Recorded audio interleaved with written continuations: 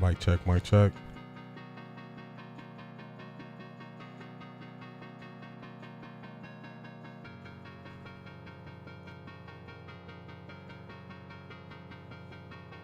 All right, let's get this thing going. Let's kill this intro. Let's get the thumbnail going. Just waiting to make sure that my mic volume is good. All right, there we go. So we did our sound check. All right, that's always a plus when the sound check goes through.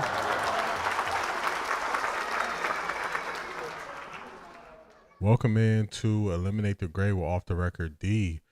We got a great show. Great show lined up for us today. As always, something happened in the NFL. And through the show, a little curveball, but that's okay. We enjoy curveballs. We are one of the best things you could be in life is be flexible and not get locked in or boxed into doing things only one way and unwilling to change. So that's how I do things. That's how I live my life. But let's get to it. Welcome to Eliminate the Gray with OffThaRecordDee, where real sports talk live. Each week I break down the biggest stories in sports, giving you hot takes fueled by logic, life experience, and time spent in team sports. No hot takes for clicks, just real perspective. I call it how I see it. Whether it's breaking down a big game or calling out the media for how they spin the story. If you want sports talk with no agenda, you're in the right place. Let's go.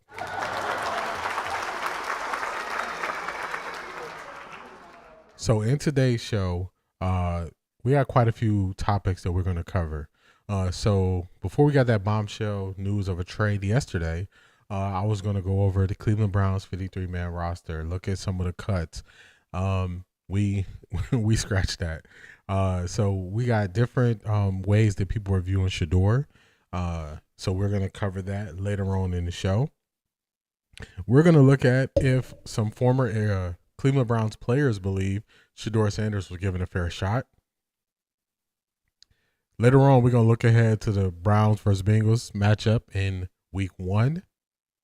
We're going to look at some of the media misses and how the Browns kind of sold the idea of running with four quarterbacks on the final 53-man roster, and how they sent out big names on national stages to say this, only to trade Kenny Pickett for a 5th-round pick. So they wanted to say that people were conspiracy theorists because they didn't believe in what the Browns were doing. They thought the Browns had a different motive, and turns out they were right. We're going to break down how they spent that on fans and made the fans look. They wanted to make the fans look crazy, even though the new fans of the Cleveland Browns were like, something is off with this. I can't really put my finger on it. And the word that they use to dismiss what the new Cleveland Browns fans saw and felt. So we're going to get to that. And firstly, we're going to start off with the breaking news. To me, Jerry Jones makes a colossal mistake in waiting until a week before the season starts. 7 days before the Dallas Cowboys are going to be kicking off to open the year against the Philadelphia Eagles, Jerry Jones decides we're better off without Micah Parsons. I think that's going to be an L all the way around, no matter how you try to spin it, but he's going to try to spin it. We're not going to get to – I watched his press conference. I saw him call Michael too many times for me to even replay it, but I will just say this. One thing, so I've worked in a lot of different industries, and one of the industries I worked in was I did sales. And basically, when you're new to sales, when you don't really have a plan, whatever works for you in sales, you keep going back to that well. You keep doing the same thing. So Jerry Jones always goes back to how he did things previously, even though it hasn't worked for 30 years at this point. So that's a mistake that Jerry Jones made. He's like, oh, this is our Herschel Walker trade. I watch The Gambler. I watched some of it with about America's team, the Dallas Cowboys, and when they traded for Herschel Walker, the key was if they didn't keep the 5 players on contract, they got 5 draft picks for it. And you would say, man, that's a haul. That's how you rebuild a team, with 5 draft picks. Can you really say it's the Herschel Walker trade if you're trying to rebuild a team with 2 late round first draft picks and a 30-year-old defensive tackle? I'm going to say no. I don't think that's going to be the thing that's going to turn around your team.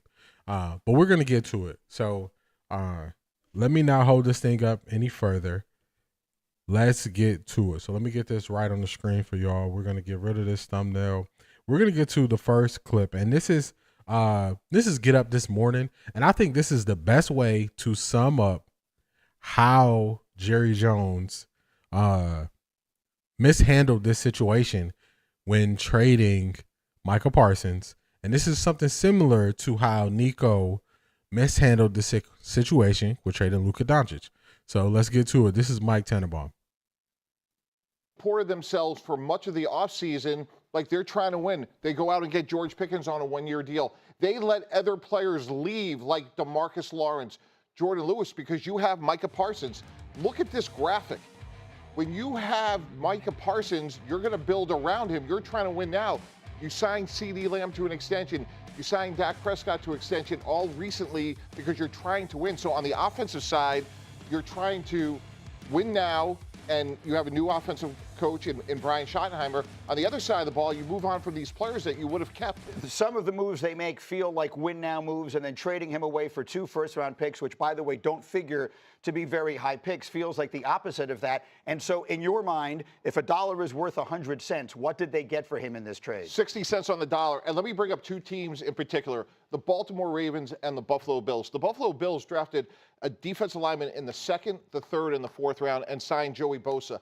You're moving into a new stadium, and you have a chance to get a transformational player. This is the best player outside of Troy Aikman-Greeny that the Dallas Cowboys have drafted in 31 years. Yeah. And you can go get him moving into a new stadium, and you're trying to get over the hump to beat the Chiefs. You're the Ravens, and you have a chance to get a player like Micah Parsons. Who knows, maybe the Chargers, who knows who else steps in. But the fact that they didn't create a sense of urgency in March was a massive mistake that will cost this franchise for years, because you just don't know who else would have stepped up back then. That's the point. See, I totally agree with that, especially how he ended that. So when you have a player who a lot of teams are going to covet, a lot of teams who are going to push their chips in and say, this is the guy who could get us over the hump. That's a guy like a Micah Parsons when you're adding him to a defense and trading him this late. Too many teams have already done the things that they were going to do who are close enough to contention. So this is why it's poor timing. This is why if Jerry Jones knew he didn't want to pay Micah, which that's what it came down to, he didn't want to pay Micah, just like the Dallas Mavericks didn't want to pay Luka, you open that thing up and you sell to the highest bidder. People are trying to compare this to the Khalil Mack trade, forgetting I believe Khalil Mack was traded for 5 picks.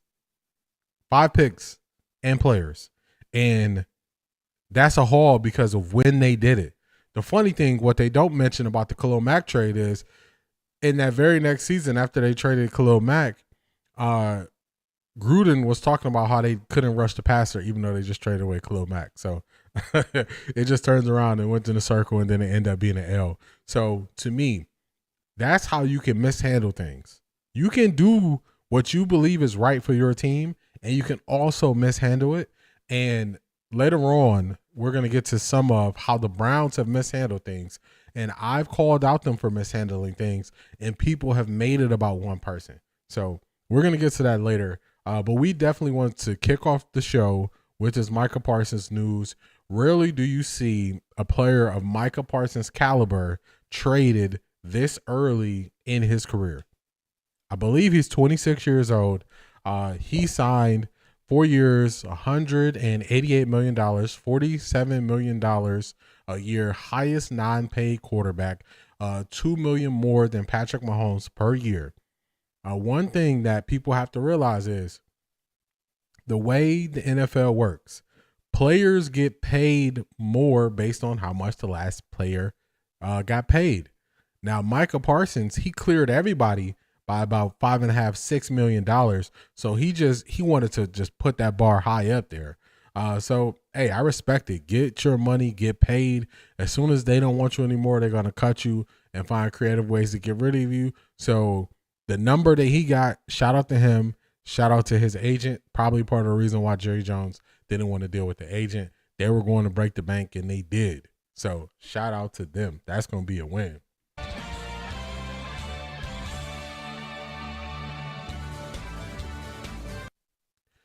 Let's keep moving this thing forward. So we had to start off with that bombshell news just because that rocked the sports world yesterday afternoon. I said maybe probably a month ago now, that the Cowboys, I picked the Cowboys to not win a division, to not make the playoffs, or actually I think it was not win the division, not make the conference championship game, not win a playoff game. I think that's what it was. I was very firm in that. And that was all based on how they handle things off the field. Because even though you get to the point of trading Micah because you didn't want to pay him, there were a multitude of ways you could have handled this better, and you chose not to. It's the same way with the Cincinnati Bengals. Even as a Browns fan, this is not just me being a Browns fan, I don't believe in how the Cincinnati Bengals handle their business, because you can get to where you end up at a lot easier without the fake we're dug in and we're not going to budge. Because the Cincinnati Bengals, they caved in on signing their first round draft pick, meaning you were just being stubborn to be stubborn. They caved in on giving Trey Hendrickson more money, which you're being stubborn to be stubborn. So when you look at how you got here and you say, did we get here the most effective way? And teams that take the hardest route to get to the same place, those teams, I can write those teams off based on decision making. So just had to lump Trey Hendrickson in there as well, because he just signed and all they did was they just gave him more money for this year, which doesn't.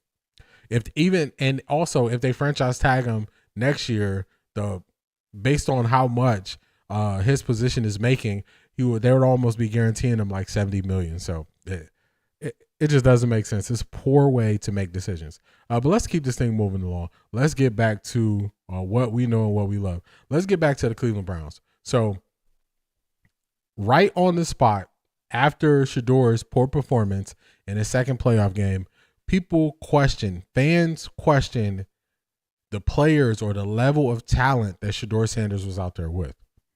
And people said, which is a L, people said, oh, they're fours. They're at the same level of fours. Well, let's do it. Let's just go through a little thought exercise. Okay. Do you believe the person, or do you believe the DN playing below Myles Garrett could be a starter somewhere else, and he's probably a backup because he's playing behind Myles Garrett? Is that possible? Is that something fair to say when you say this is one of the top, three best at his position? Would you say the person playing behind him could potentially start somewhere else? I would say in some cases that could be true. Now, when you look at fourth string guys, depending on who they're playing behind, they could still hold value. It could be that they don't fit a scheme. When you look at the guys that Shedeur was playing with primarily on the offensive line, and actually the receivers as well, could they even make a team somewhere else? That's a low barrier. Could they make a team somewhere else? You know what? We don't have to go far. All we got to do is go to everybody's favorite reporter in bad NFL analysis, Tony Grossi. Let's go, Tony. What you got to say? He'll be on their 53. There were over 30 players claimed off waivers. None of them are former Browns. So all the players that Andrew waived to get to 53, none of them have been claimed. But the over 30 league-wide and the Browns claimed. So these are the same level of players, right? The same level of players. None of the guys got claimed. Over 30 players were claimed. So now let me ask you another question. See, all you got to do is just ask more questions and you'll get to the answers. So none of these guys were good enough to get claimed by any other teams. They also weren't re-signed by the Browns. Now, let's look at who had the most players claimed. Do y'all know who the answer to that question is? Do y'all know?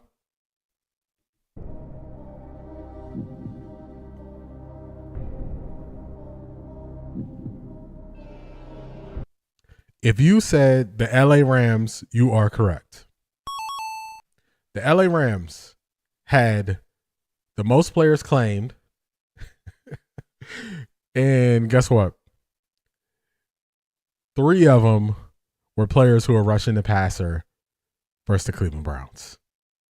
So when you try to tell people that they're the same level of talent, that is going to be incorrect. Because some guys show flashes and teams said, we can work with this. If all else fails, in case of emergency, for insurance, if we have injuries, we can work with this. And you know what they said about the guys on the Browns? We'd rather get somebody off the street than get any of those guys you have blocking. So remember the whole point of this.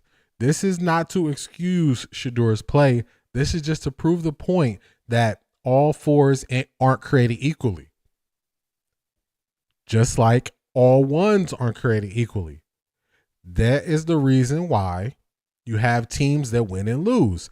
If everybody's starters were at the same level, basically it would be a coin toss who would win every week. If it's not a coin toss and some teams are heavy favorites and some teams are never going to be favored, that means their starters are not the same level. This is very basic thought patterns. This is very basic thought exercises that we're doing to get here. So that's a lazy narrative. I saw that so much. And one thing I thought was, this has to be people who don't understand talent. There are different levels of talent. So I just wanted to break that down. I thought that was funny. That was going back into last week, but I thought it was a key point I wanted to make to show there are different levels of talent. So all the people who are coming up with the lame excuse saying, oh, they're all backups, so they're the same level, that's going to be false. So let's move it. Let's move this thing along. What we got next on the docket? Okay, so I said that the national media was going out of his way to protect Dillon Gabriel a couple weeks ago after he had the pick 6 and he had the fumble. Now, it's always, see, I go out on a limb and I say my thoughts, and then 2, 3, and 4 weeks later, we get local media for Cleveland who they start to question things that I questioned a couple weeks ago. Now they're saying, if so many teams believe Dillon Gabriel wasn't or was overdrafted at pick 94, why is the national media now saying, man, you should believe in Dillon Gabriel? Now you get to this point? You didn't realize that? Let's go. This is the afternoon drive on 92.3 The Fan. This is where they are. I believe it's 2 different points in here we want to get to. So let's go. I'm talking about the royal we of the media have gone from Shedeur Sanders, who, at one point 4th stringer, now 3rd string quarterback, to a backup who, most of the people now talking about the Browns' confidence in Dillon Gabriel are the people that were also like, hey, he wasn't supposed to be a 3rd-round pick. Yeah, I think there is a shock factor attached to Dillon. I think he looked much better than people expected, and I do think he falls into that bucket, as Sean Salisbury puts it, like just the gamer, the guy that maybe just stinks at practice but then is really good. But we didn't find anybody that was saying that Dillon Gabriel was going to be what we saw in those preseason games. So there's a shock element here. And here's the other thing. Those same people were not saying this a week ago after his first preseason game where he turned the ball over twice. Yeah. I think that's where it just feels a little. So y'all hear that? Y'all hear how they're finally starting to catch up? They're just going through the thought process so you clowned the Browns for drafting him in 94. You said the ceiling wasn't there. You said he had a high floor, but his ceiling wasn't high. So all these months you clowned him. You start protecting him when he had the 2 turnovers. Now that he's the backup, you're praising him? How did we get here? How did we get here? These inconsistencies are the reason why people question things pertaining to the Browns, because you got the national media saying this. You got the local media from the very beginning. Dillon Gabriel looked so good in practice, then more people saw him in practice and said he doesn't look good in practice. And then they turn around and they say you're a conspiracy theorist because you don't believe what the national media and the local media say. Make it make sense, y'all. Make it make sense. I'm always going to say this. You have to have a philosophy for how you do things and how you speak on things. You will notice that if you just get one more question out of people, they show their true colors. That's going to happen to Aditi. We got her coming up later. She didn't say this on Cleveland media, but she said this on Pittsburgh media about Shedeur Sanders and Kenny Pickett. We got that coming up later, so stay tuned. Be sure to like, comment, and subscribe. I will be doing watch parties for the Cleveland Browns, all 17 games, as bad or as good as it is. Also, tomorrow, I'll be doing a watch party for Ohio State and Texas. We're going to see, is Arch Manning worth teams throwing away a whole season to try to win the Arch Manning sweepstakes after this year? We're going to see how he does going up against the defending champions. Beast. That's exactly it. They wiped it away. It never happened. It was a figment of our imagination. That's what it was. It never happened. Shout out to you, Beast.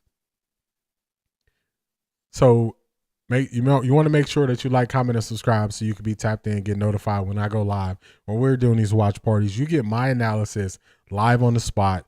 Of course, I can't play video, but we'll be playing the audios for those games. And we're going to be keeping receipts because so many people said that this is the season or this is the year so many good quarterbacks are coming out. And we're just going to keep receipts on these quarterbacks. So we're going to watch them closely. And we're not going to do what everybody did this year where nobody watched them and then they just deferred to people who they said were supposed to watch them, which is hell. Now, I think it was one more point I wanted to get to here.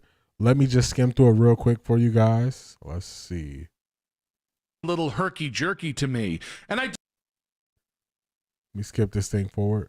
This is not the best podcast. Sanders jersey, but if I saw someone wearing a Dillon Gabriel, and we've placed our hope and trust in Dillon Gabriel. Well, so if that was the case, they wouldn't be posting like what I saw earlier today, where it was Joe Flacco and David Njoku basically doing the stepbrothers. Did we just become best friends? Oh, see, that's social media versus their actual PR team. I'm thinking because I do think and by the way, I think it has more to do with. All right, so I found it. They're going to start to get to how stories are fed to the national media. Shedeur than it does Dillon. Because their social media team was definitely they spent all day pushing Joe Flacco and David Njoku and the clips that were from the preseason games, the behind the scenes clips, and trying to make that buddy relationship a thing. I do not remember their social media team pushing out the video of Dillon missing 2 throws yesterday. I don't remember that. Right when they're thrown into the hoop, I don't remember them. No, pushing that wasn't their social media team. That wasn't their social media team. We did. Oh, that's a different. That's a different. Oh. I wonder why they didn't. Shedeur did hit it though, did he not? He did. He hit it real good. No, I mean I think it would make sense that this organization is pushing hope in light of a lot of people really not believing they're to do anything this year, and that hope is, hey, it's not Shedeur, it's Dillon. Well, so wait, so you said, okay, so social media doesn't count. What part of the Browns are pushing this, though? No, the PR team. That's why Frank Schwab and Charles Robinson. Oh, you think they're the ones talking to Schwab and Robinson and saying, hey, this is the new directive. I'm not disagreeing. Them or Stefanski. Okay. I think Stefanski is real nice with the media, and the national media, and I don't think people realize that. No, that's fair. I think he definitely talks to a lot of. So as they work their way through this, they finally come to the point and say, you know what? Maybe it's the Browns who are pushing these narratives to the national media. Welcome to the club. Welcome to the party. Thanks for joining us. Took you a while to get here, but glad you were able to find your way here. Drinks are to the right. We'll be here all night. Enjoy yourself. I don't know why it took so long. The things we heard, I was like, this has to be the Browns putting this stuff out, especially based on the players. We heard Adam Schefter saying things. We heard Albert Breer saying things. Albert Breer couldn't answer the question about the depth chart, but he could tell us that Shedeur couldn't read or write. So just these things don't make sense. We heard what Tony Grossi's been saying, Mary Kay has been saying, and for some reason, all of their things are aligned. That tells me somebody gave them a script and said, read it. Let's move this thing forward. What we got next? Okay, so I was going through and I was trying to find the actual clips of everybody saying that the Browns are going to run 4 quarterbacks. They definitely love speaking on Shedeur.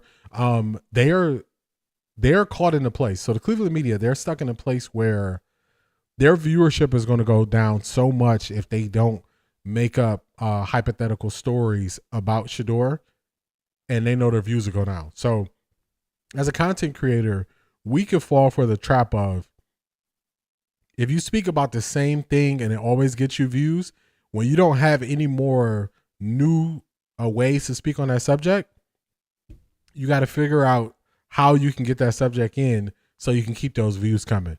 Across everybody who speaks on Cleveland sports, you will hear them saying, man, my views are up, my views are up, my views are up.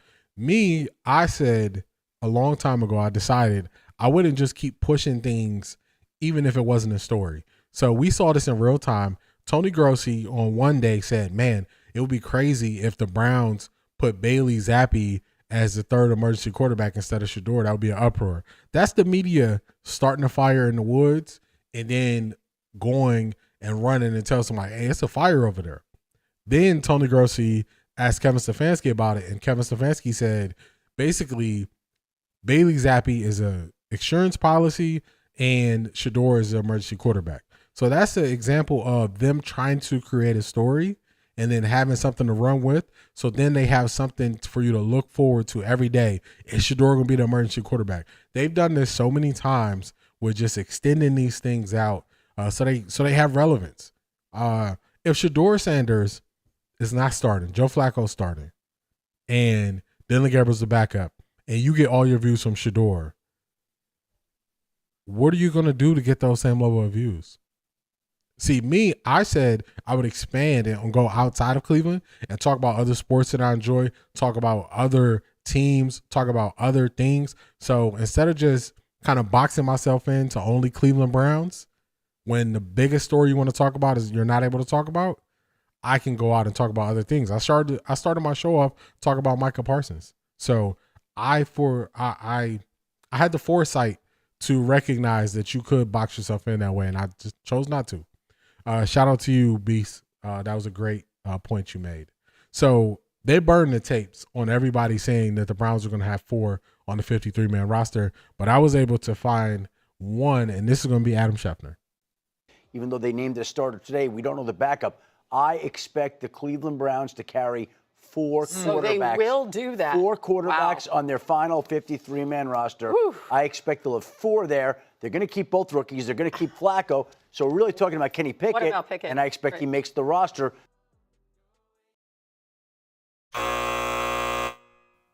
So all it took was a couple of days, and we realized that was false. So the local media realized the Cleveland Browns is sending stories to the national media.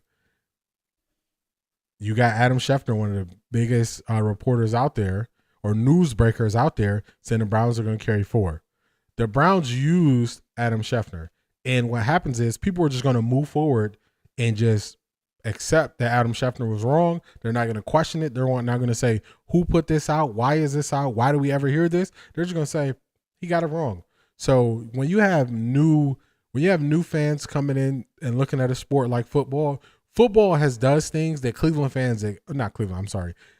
football has done things that NFL fans accept that don't make sense.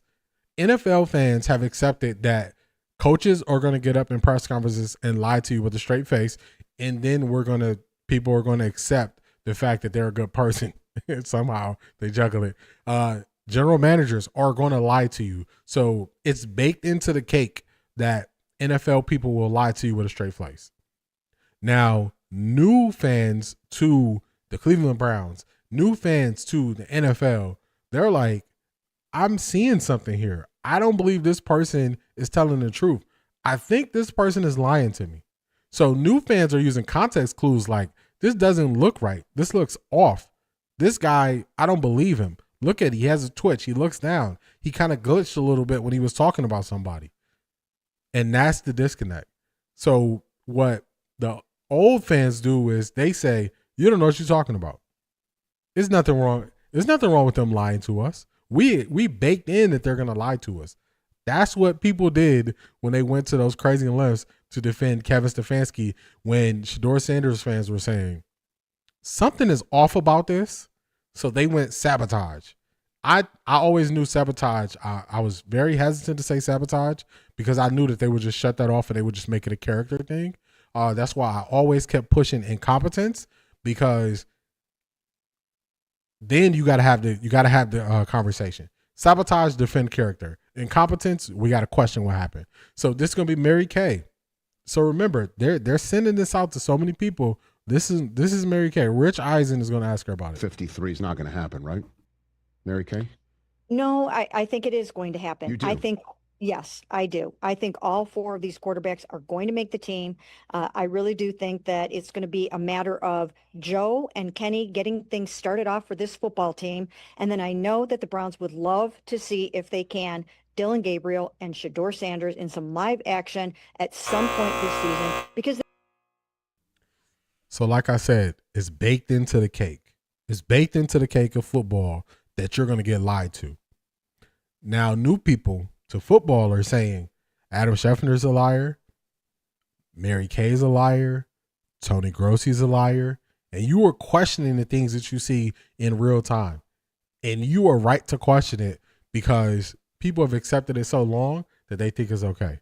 So I just wanted to show y'all that this whole last week, everybody was trying to put fans in a conspiracy theory box. They were trying to put former NFL players in the conspiracy theory box, all because they use the word sabotage.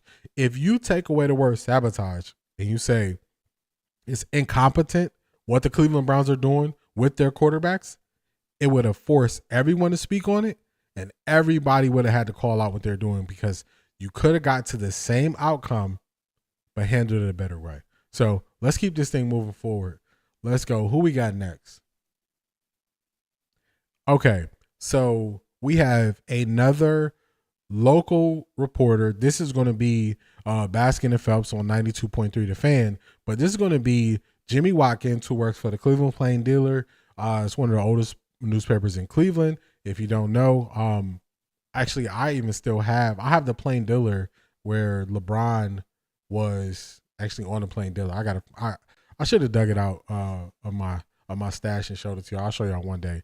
But he's going to question how the Browns handle the QB situation and if they have the cachet to do it this way.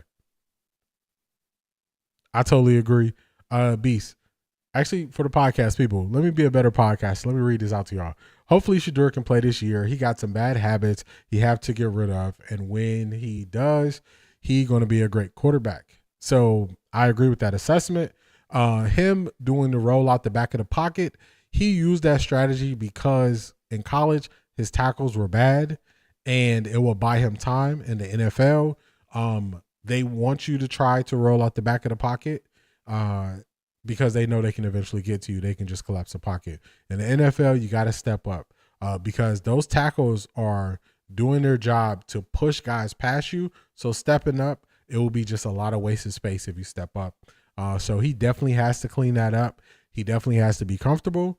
And in real time, the play calls have to adjust so he's not put in that position. You got to do some things. You got to throw some screen plays. You got to do a draw play early in the down where you normally throw the ball. You got to do some things to throw that defensive line off. And I think that was added to the list of things that didn't happen when the Browns were playing the Rams and Shedeur's the quarterback. So let's get to Jimmy Watkins. Let's go, Jimmy. I think the Kenny Pickett trade probably surprised some people just based on the messaging that we were getting on him for a lot of the season and the fact that he was, the quarterback that they chose before they had any other quarterback plans. I think that was kind of it's a small potatoes thing, but I think that was kind of a bad piece of business for the Browns on the whole. When you trade for a guy like that, you're telling me one of two things. You're either telling me we think we can get more out of this guy than he has produced so far, or we think we can use him as a preseason tease and get more to trade later on. We got back for him. And I guess technically you want to say it's a push on the 2 fifth-round picks. I see that, but it's a little bit deeper than that. Like you gave up, first of all, a 2020, this year's Browns, 2025 Browns 5th-round pick is going to be tough to beat for anyone else. And the pick that they ended up trading up for to get Shedeur, they gave up an extra pick in that trade. They had to trade up one spot ahead of the original Kenny Pickett pick. So again, small potatoes, but in the grand scheme of things, you do lose in that pick. Obviously, those two moves aren't connected. It just happened that way. And I'm in that as the Browns are trying to recoup talent from 3 years of not having a first-round pick, and a couple of those years they didn't have seconds. You just can't afford to be wasting picks. And it's kind of a cutesy move, right? Like, oh, we'll take somebody else's trash and turn them into treasure. Well, what has this front office done to earn the trust that they can do something like that? If Howie Roseman, Andrew Berry's original trade partner with the Philadelphia Eagles, wants to try stuff like that and it doesn't work out, or you get a half push on the deal in the aggregate, sure. Howie Roseman wins Super Bowls, builds incredible rosters. Andrew Berry is best known right now for making the worst transaction in NFL history. So I don't think that I'm giving the benefit of the doubt on this one. I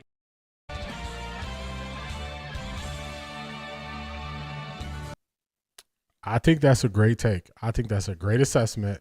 The Browns are not good enough. I said this earlier, a couple weeks ago. I say everything a couple weeks ago because I can't remember the week. They're kind of running together. The Browns are not good enough to do side quests. The Kenny Pickett idea, the Kenny Pickett project was a side quest. You're not good enough to do that. You have to leave that to the teams who are more established, who are quarterback away or quarterback injury, and they can go do that. What the Minnesota Vikings did, they put into a very well fine-tuned offense. They put Sam Darnold in there. They had a great defense. That is not where the Browns are. The Browns had a great defense 2 years ago. Their defense fell off last year. They're trying to get back to where they were 2 years ago. And you don't have a franchise quarterback. The Minnesota Vikings had a franchise quarterback who they believe in J.J. McCarthy. Those are two totally different situations. So the Browns, where they are currently, they are closer to the Carolina Panthers when they got Sam Darnold, when they got Baker Mayfield, and they were just taking flyers on guys. So, pause. This is Beast. I'm going to watch that OSU Texas game. I want to see what Arch do. Definitely agree. I'm a live stream for the game. I'm going to do a watch party for that. I want to see what Arch Manning does too. We haven't seen enough. I don't know why they got him in the Heisman candidate talks already. But I want to see what he does, and it's going to be real. It's going to be the first game. Also, OSU, we got Julian saying, I want to see what he does. He's going to have a ton of weapons around him. Ohio State has new defensive coordinator, Matt Patricia. We want to see what he does at the collegiate level. Also, new offensive play caller is Brian Hartline, who is the receivers coach. So we want to see how he does with calling plays. So it's a lot of moving parts in that game. So I definitely think it's going to be worth it. So I'm going to be doing a live stream for me. I'm going to watch it live, give you my analysis. A lot of people who follow the Cleveland Browns also follow Ohio State closely because for so long the Browns were so bad. We would get our good view of football on Saturdays watching Ohio State, and then we would just find a way to get through Sundays with the Browns playing. So I'll definitely be streaming that live. So shout out to you, Beast. But yeah, back to the Browns. They haven't built up any cachet to be able to do these things. What people got to do is look at what Kevin Stefanski and Andrew Berry walked into. They walked into Dorsey having some great picks. They walked into Myles Garrett. They walked into Denzel Ward. They walked into Nick Chubb in his prime. They walked into Baker Mayfield. They walked into Dorsey trading for Wyatt Teller. They walked into Joe Batonio. They walked into some ready-made parts, and they were close to a team doing well. And then what did Andrew Berry do? He took Alabama right tackle Jedrick Wills and moved him to left tackle. which that's not something you should do when you're that close. You should just get the best left tackle you can get, not try to do a project. Then things went bad. People jumped to who Baker is now, but remember, Baker was playing well already. They didn't have an adult in the room who could say, Baker, you're hurting the team. You need to sit down. You need to heal. You need to rest your shoulder. At the time, I want to say we had Case Keenum, and he was one of the highest paid backups at the time because Baker was still on his rookie deal. They let Case Keenum play one game, and they kept going back to Baker. They torpedoed the whole season on that decision.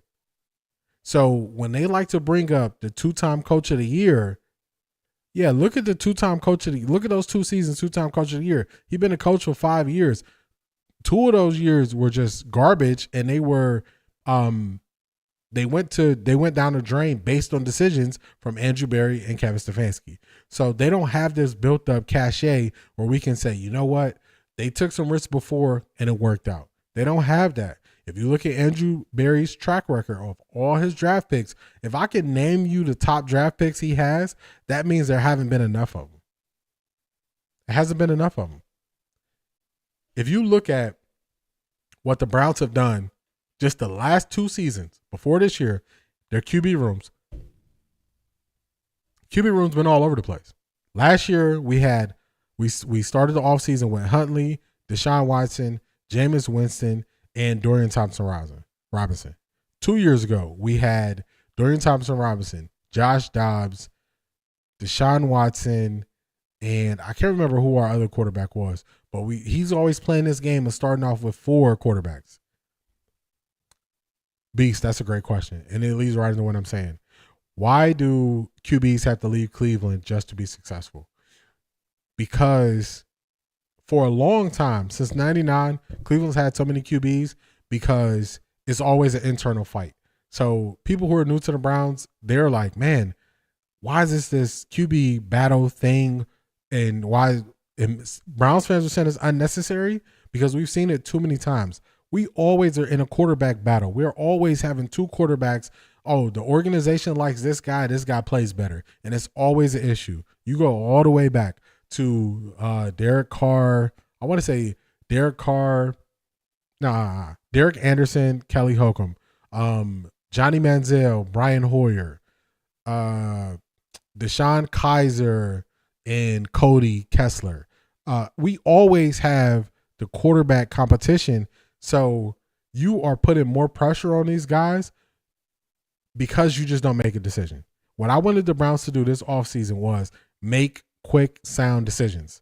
If you're going to go Kenny Pickett, don't bring in Joe Flacco. If you're going to draft and say Dillon Gabriel's the guy after you have Kenny Pickett and Joe Flacco, roll with that instead of drafting Shedeur. So every decision they make makes the last decision not make sense. So you trade for Kenny Pickett, you get rid of DTR, okay. Then you get Joe Flacco. Then you draft Dillon Gabriel. Then you draft Shedeur. It's no plan. So then you have Joe Flacco coming out. I'm not getting enough reps to get in a good rhythm. Kenny Pickett still getting 707 reps. Kenny Pickett getting all those 707 reps when we supposedly have 2 developmental quarterbacks is taking reps away. He's only taking them from Shedeur. He's not taking them from Gabriel. Gabriel got the most reps in all of the offseason program and training camp. So he didn't take reps away from Gabriel. He took reps away from Shedeur. Now, if you're telling me this is a developmental guy that you want to build up, why are you giving so many reps to Kenny Pickett? So you see how they just make it's a series. It's 1,000 cuts. It's death by 1,000 cuts. It's not one just large bad mistake they made. They made a bunch of small mistakes that lead to a guy not being as ready as he should if you just poured into him the whole time. Dillon Gabriel should get out there and look better than Shedeur. Not based on talent, but based on what they've poured into him in the offseason. So that's the issue that the Browns have. If I'm always dividing things up into 4s, I'm creating additional problems. Quarterbacks can't succeed here. That's what it is.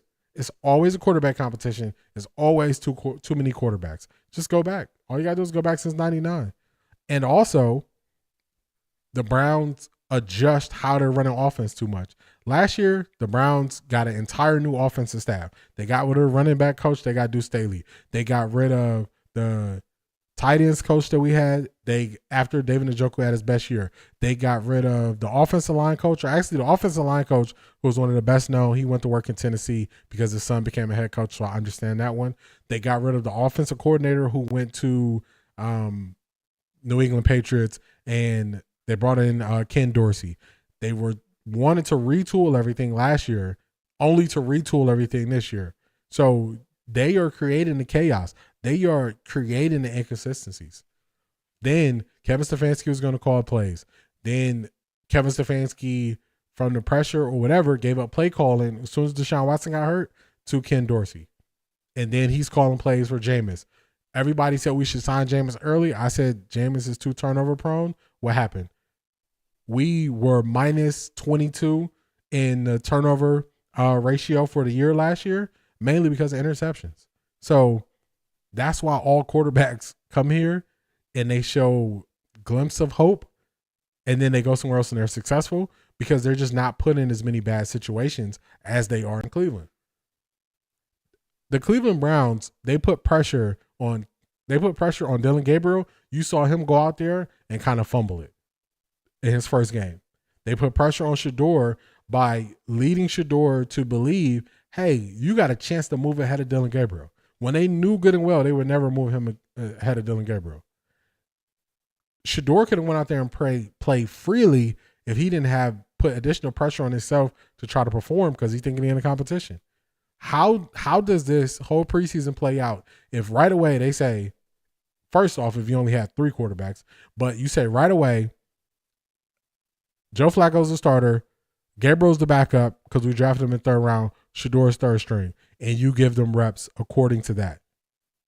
Stuff would have went way better. So they create these messes, and then people say on one hand, they say trust them, but then on the other hand, when you just go back and you pull the receipts on their records, it doesn't look good. So, and Kevin Stefanski is just over 500. If Kevin Stefanski was coaching anywhere else, he'll be fired. After that 3-14 year last year, he'll be fired. So, hopefully that answered your question, Beast. I don't think I need anything else from this video. Let me clean up the screen a little bit. Let me get rid of some of these things that we already went through just to make life a little bit easier. Okay, so we got Aditi. Now, Aditi was in the middle of the firestorm with the competitor versus entertainer situation. And this is going to be her. I got 2 clips from her speaking on Dillon Gabriel. And she's going to say something and she doesn't even recognize it, which is kind of funny. Then I got her speaking on Shedeur. Let me make sure the clips are in the right spots. Clips are in the right spots. Okay, good. Then I have a clip of her on the radio in Pittsburgh, and we're going to listen to how she speaks on Shedeur. But first, let's start here. This is Aditi on Dillon Gabriel. I had a general manager on another team in the NFC tell me that he absolutely loved Gabriel, was one of the best meetings he's ever had. He just wasn't in a market for a quarterback of where he sees Gabriel ultimately ending up. So you hear that? As she was trying to give praise to Dillon Gabriel, he said they're not in the market for a quarterback on ultimately where they see Dillon Gabriel ending up. Meaning they see Dillon Gabriel as a backup. They don't need a backup. All you got, just listen. All you got to do is listen. Now, Beast, do you think Kevin going to be fired after this season? If Kevin Stefanski does not at least double the win total, if he doesn't win 6 games, I don't see how they bring him back. Because there's no way you can win 5 games and tell me that you are a lot better than you were when you won 3 games. I think he has to double the win total, and then Shedeur has to look good towards the end of the year to save him. If that doesn't happen, if they did all this stuff and they win 4 games, 3 games, Joe Flacco doesn't look good, Gabriel looks like he's in over his head once he gets to play, and then they wait too long and they give Shedeur 1 or 2 games and he looks the best out of all of them, I think that's the instance where you have to fire them, because then you realize that they didn't do well at evaluating talent. and putting guys in a good position. They win 6 to 7 games, I think he'll be here. Anything less than that, I think he's gone. Even though Jimmy Haslam said that, he has faith in them and they're young and you don't want to keep switching it over, you can't have back-to-back seasons winning 3 games and think you're just going to skate forward. Dawn, I agree with that.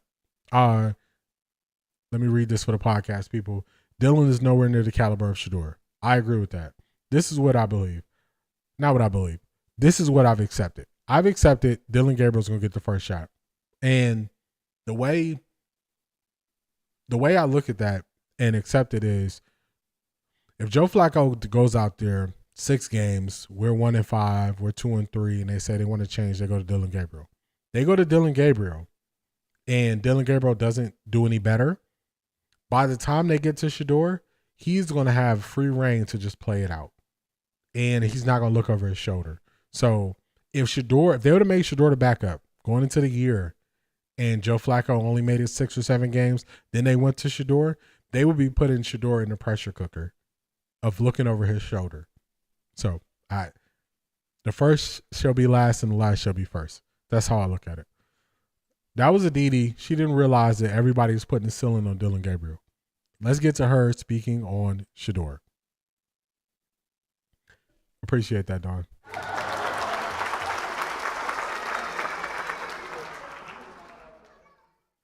This is very key. I don't know how much research they do, but it doesn't seem like much. With Shedeur Sanders, obviously, he was struggling in that game. He was powering up to go in there and win for the 2-minute drive, and Kevin decided to pull him. What did you think of that decision?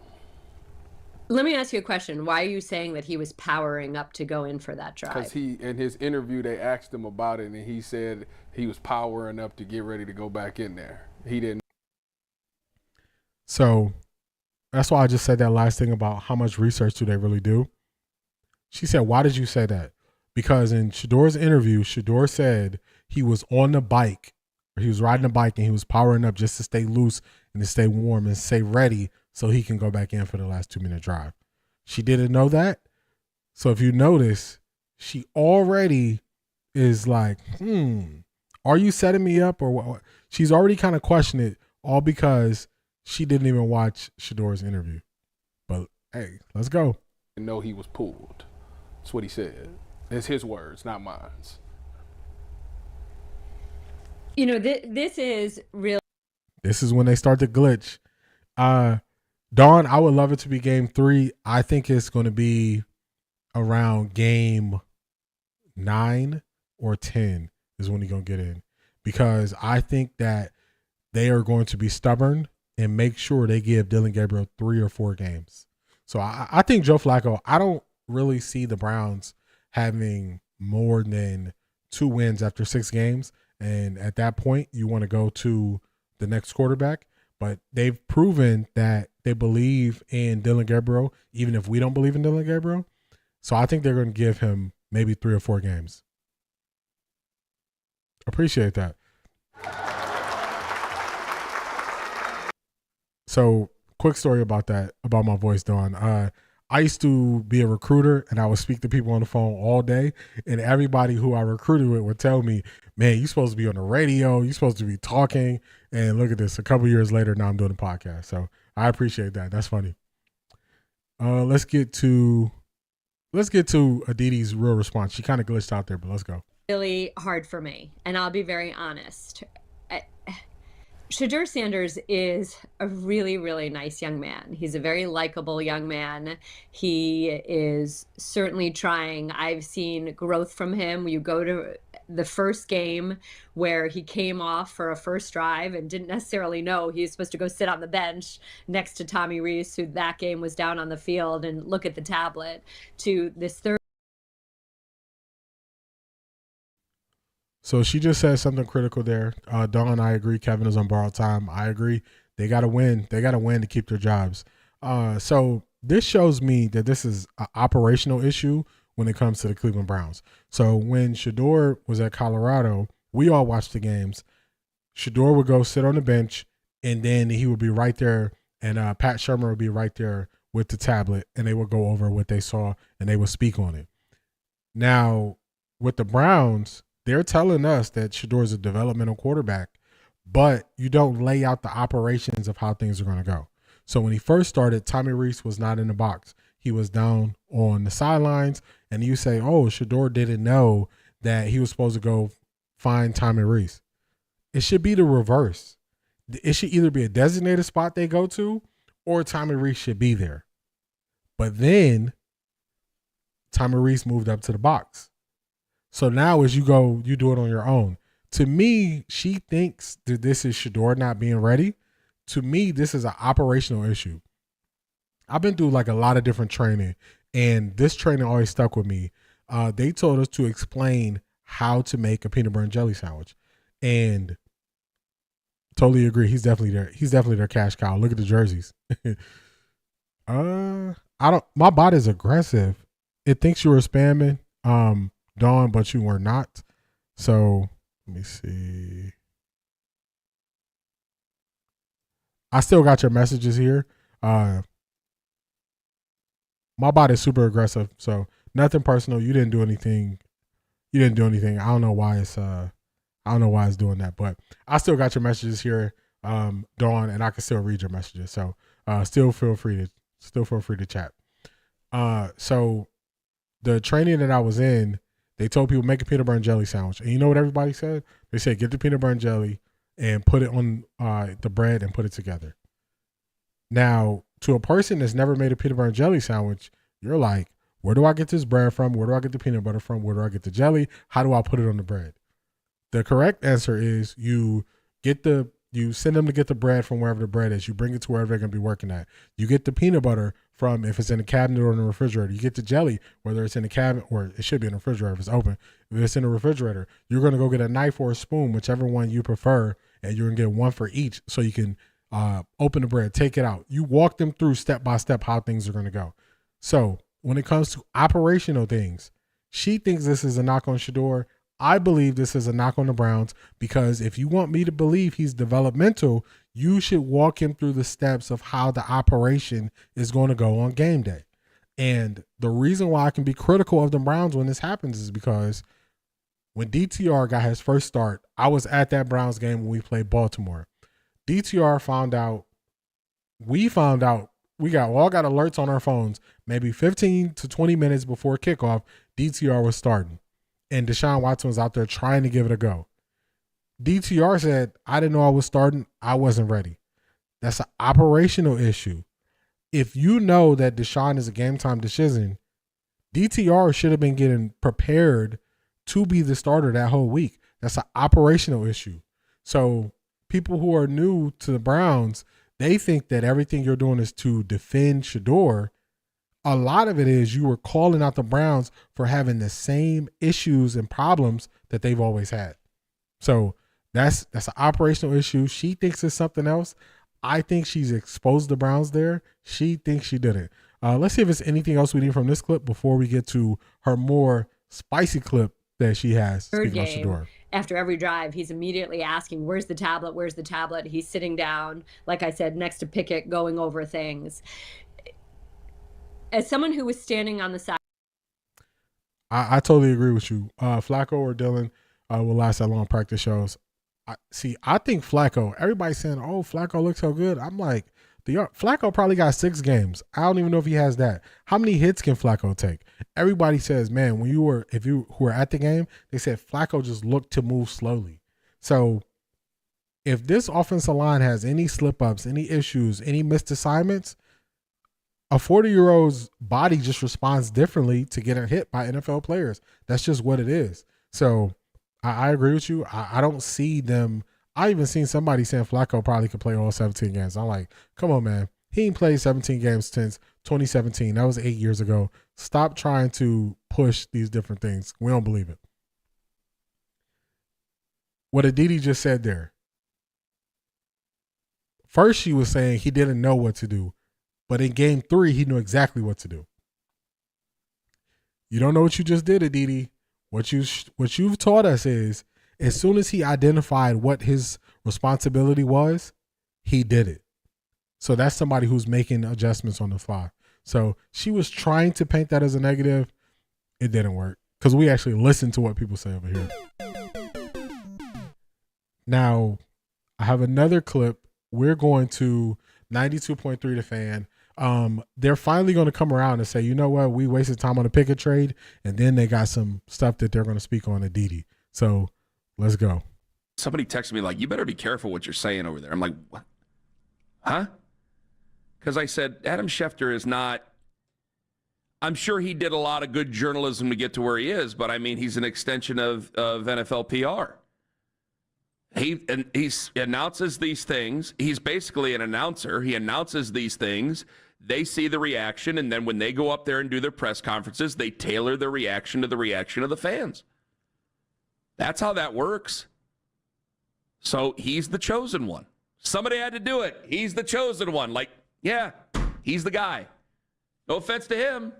I wouldn't want to have to stare at my phone 23 hours a day. He did a lot of work to get to where he is. No disrespect, but that's the way they do it now. So, like, yeah, like there will be some things that break locally, but yeah, that's why you get some of the nationals, at least in the NFL. You know, basketball is a little different. Baseball is a bit different.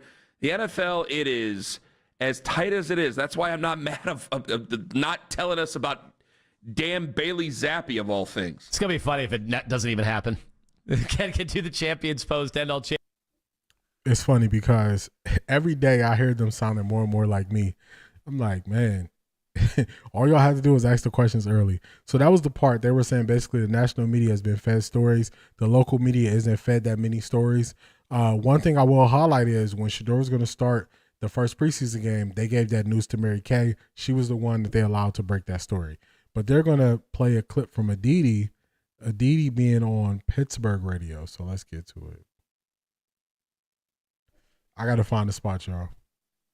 They don't have a quarterback as a franchise. One guy's 40, and the other kid. Now we're playing the wrong one. Here we go. Here we go. Who do you think has a better chance of being an NFL starting quarterback? Kenny Pickett or Shedeur Sanders? What would you say?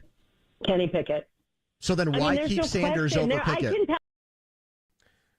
So all you have to do is ask all these reporters one additional question and look at how fast they expose themselves. So she was doing a lot of dancing on Ultimate Cleveland Sports Show. That was Aditi, who I just showed y'all. She was saying positive things. When people ask you a question and the first thing a person goes to is they say something nice about the person they're about to critique, you just eliminate the nice thing that they said, because what they're going to say after that is how they feel. And that's what happened with Aditi. And now this is on Pittsburgh radio, so she's probably thinking, man, these Cleveland fans, they're never going to hear this. She believes Kenny Pickett is going to be a better NFL quarterback than Shedeur Sanders. So now you ask another question. If she believes Kenny Pickett is going to be a better NFL quarterback than Shedeur Sanders, how can you view what she says about Shedeur without any bias? You can't. The bias is baked in the cake, y'all. It's baked in the cake. When they were getting the flour and they were getting the sugar and they were letting that butter get to room temperature and they let those eggs get to room temperature and they're about to make you this nice pound cake. It's baked in the cake, their bias. Her bias was exposed that fast because it's baked in the cake. It's part of it. Now she can't tell me I view Shedeur positively because she just said it. Across many NFL circles, find me the person who is saying a player who stayed in college an additional year, came into the NFL older, and has already been traded 3 times is going to be better than who was a player who was projected as a first or at worst second round talent coming into the NFL. You can't find me the person is going to say that. So what I also do is I have a long memory. I don't forget when people hitch their wagon to a player, I don't forget it. Dawn, you're on to something. Dillon isn't used to being a starter without maximum protection. I totally agree. So I went back when the Browns drafted Dillon Gabriel. Let me play it for you all. This is me. This was me that night.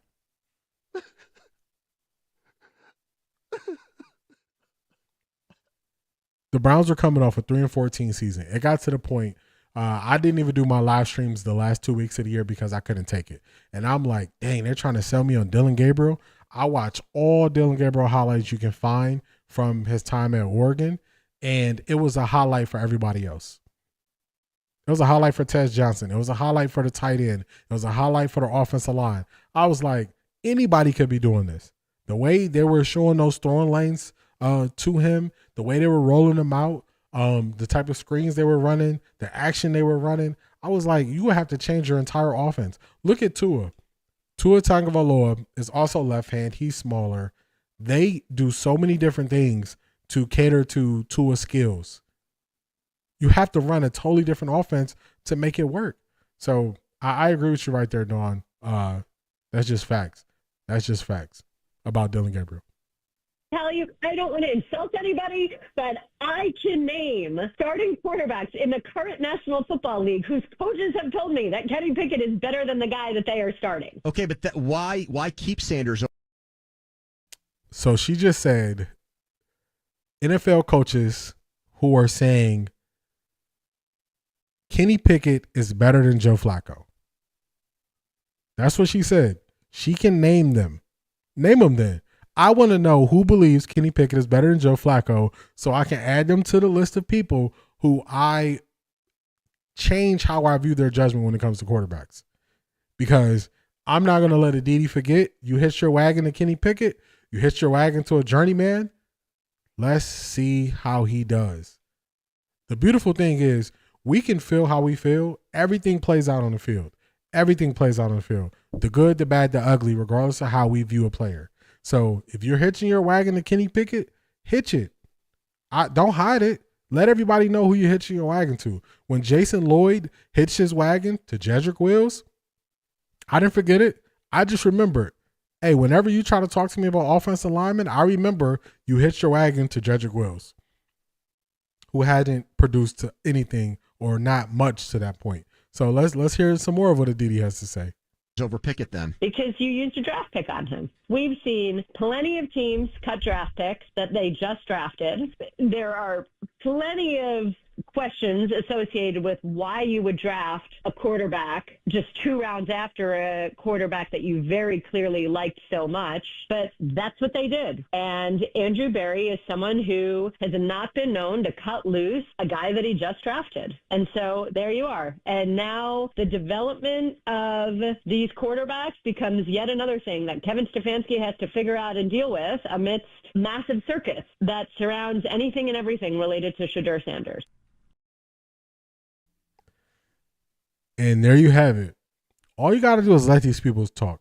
I'm the person, I want people to talk. Tell me exactly how you feel so we don't have to guess. Beast, Kenny Pickett is a backup. I agree. Dawn, both of them are backups. Dillon Gabriel, Kenny Pickett are backups. The upside is not there. But she got to the end. She said all that because she doesn't believe in Shedeur Sanders as a quarterback prospect. She said it, her words. She don't believe in him. She also said all that to basically say Andrew Berry is putting Kevin Stefanski in all these bad situations with the quarterback position, only to end it with her defending Kevin Stefanski. So when y'all have ever watched UCSS, y'all have heard Aditi speak, have you ever heard her be that demonstrative when she was speaking? The answer is no. 2, have you ever heard her speak that way on Shedeur? No. Have you ever heard her speak that way about Andrew Berry? No. So we are in a place where when I first started really focusing more on the Browns, I started looking at it and I was trying to figure out, why is the coverage of sports so muddied and so messed up? We are seeing in real time people's careers get eliminated because they're not relevant anymore. The beat writer is outdated and it's something you don't need because we have the internet. We have sites like X. We have IG. The Browns can essentially be their own beat writers. They can put out clips. They can put out a post on X on a player they want to highlight. They can say how they feel. We are watching a lot of people who know their relevance is leaving. All these beat writers who never studied the game, never learned to analyze the game, they are going to be obsolete really soon. They're not going to be needed. You're not going to need to listen. We can listen to Kevin Stefanski's press conferences. Why do I need a middle person just to repeat what Kevin Stefanski says and regurgitate it back to me with no breakdown, no analysis, no critique? You don't need that person. And once I started to see that these people are obsolete, look at who gives the worst takes. Especially just look. We're gonna look at the Shedeur Sanders situation. Who gives the worst takes on Shedeur? Writers who never analyzed the game, and former head coaches, former GMs, former being the key word there. They're not good enough to still be in the game. That's what it is.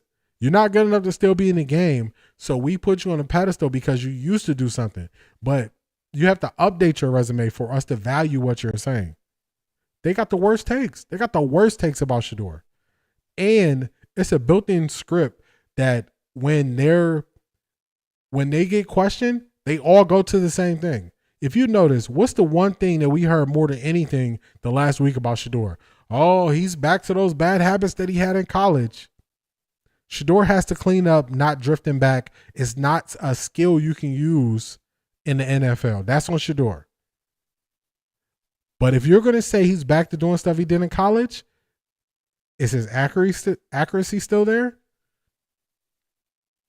He did that in college. He was a low turnover quarterback. Is that still there? Or do we only get to pick the bad things that you don't like about a player and highlight? We were told that Dillon Gabriel was such a good decision maker until he started making bad decisions. And when he started making bad decisions, they found every way in the world to blame everybody else. So it's just crazy. Yeah, the deception is real. It's there. It's there. It's obvious. I see it. I know who is getting eliminated. Think about it. When is the last time anybody here has clicked on an article that a beat writer has written about a team? And some people probably never clicked on an article that a beat writer has written. When the newspaper was prevalent, you would read their words mattered because they were telling you things that you couldn't see live or see on your own. The day and age we're in now, the beat writer is eliminated. So ESPN, they try to turn them into analysts, but then their stuff is crazy. And then I always like to give y'all something to pay attention to. Beast, you see it. Shedeur rarely throws interceptions. That's a fact. Do you ever hear them talk about that? Did they say, as bad as his game was, he still didn't turn the ball over? Did they mention that? They didn't mention it because it doesn't play into what they want us to believe about Shedeur. So they just left that to the side. So, but this is what I want y'all to do.